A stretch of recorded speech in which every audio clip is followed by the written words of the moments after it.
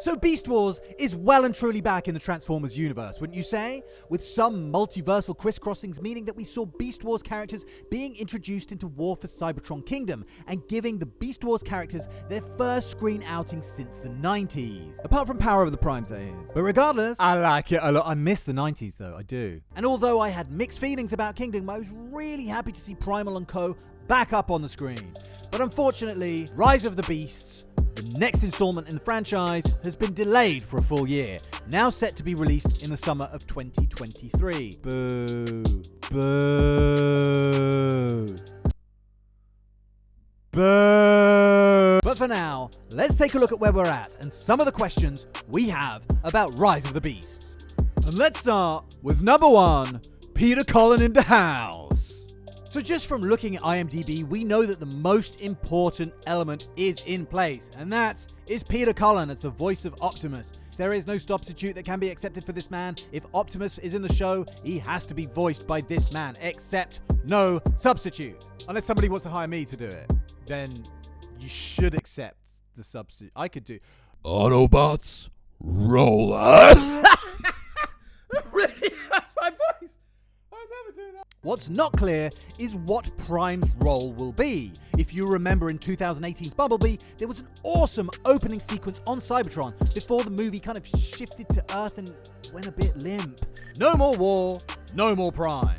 I mean, wouldn't it suck if they do exactly the same thing again, like starting on Cybertron during the Cybertronian War, and then it going off to follow the Beast guys on some other planet and leaving Prime and the war behind? That would suck.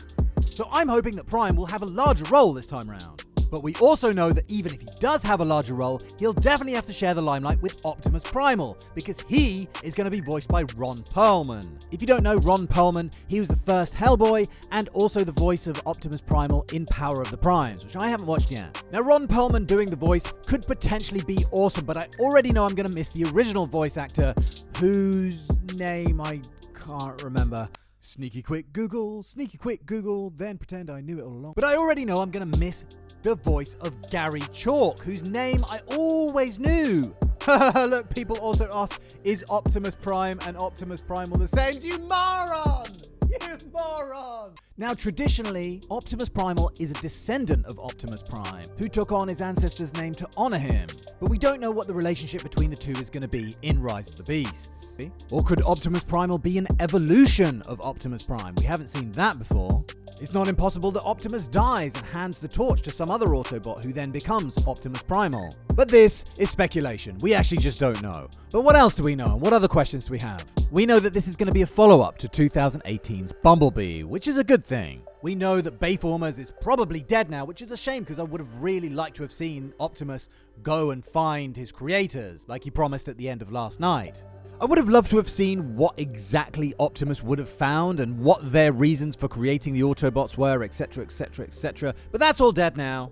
And I quite like Bumblebee. You know, it was a little bit heavy on the sentimentality and a little bit light on bot carnage for my liking. But one interesting thing was, and something I never thought I'd find myself saying, was that I wanted more robots. You know, give me more like IDW went absolutely crazy with their comic book franchise and just put in like 4 different robots every single page so you don't know what the plot's doing anymore. So they did something interesting in Bumblebee by reining it all back in and focusing it more. That's cool, but I wanted more bots. What can I say?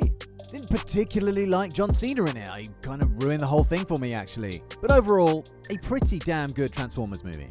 And if memory serves, that movie ended with Optimus arriving on Earth and more Autobots arriving on Earth as well. Plenty of robot now. But knowing this franchise, it could well be a sequel without having anything to do with that movie at all. Lorenzo di Bonaventura said that this was kind of an evolution of the franchise and that there would be some changes in tone and style. Again? Wasn't Bumblebee a change in tone and style? It's also been reported that there's going to be 3 factions of Transformers this time around. We've got the Autobots, the Maximals, and the Terracons. We haven't seen the Insecticons for a while, though. That's just a random thought. But do you remember those? They were cool. From Prime, remember? They were cool. Now, I don't particularly remember the Terracons from G1, but from what I remember, they're kind of the Decepticon equivalent of the Dinobots. Kind of big, dumb, brute dummies who are kind of dumb. Did I say dumb already? They're comprised of Hunger, Rippersnapper, Sinnertwin, Blot, and Cutthroat. I had a toy of Sinnertwin, but then I lost him, and then when I ordered the new one, it was a fucking cheap knockoff from China, and it didn't fit with the other fucking combined. Fuck you! But anyway, yeah, they combine to form Abominus. Or Abominus. So it'd be awesome to get a live-action version of this guy in Rise of the Beasts.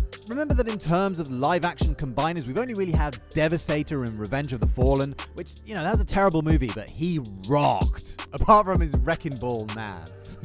That was silly. And I'm pretty sure there was a Decepticon one in Last Night, although I can't really remember that one. But regardless, Abominus, live-action, just take my money. Here's my money. Have it. Have it all. So what else we know? We know that just as in 2018's Bumblebee, Prime's vehicle mode is going to be a lot closer to his G1 form. And oh my god, thank god, because I hated this version from The Last Night. I just think this truck looks shit.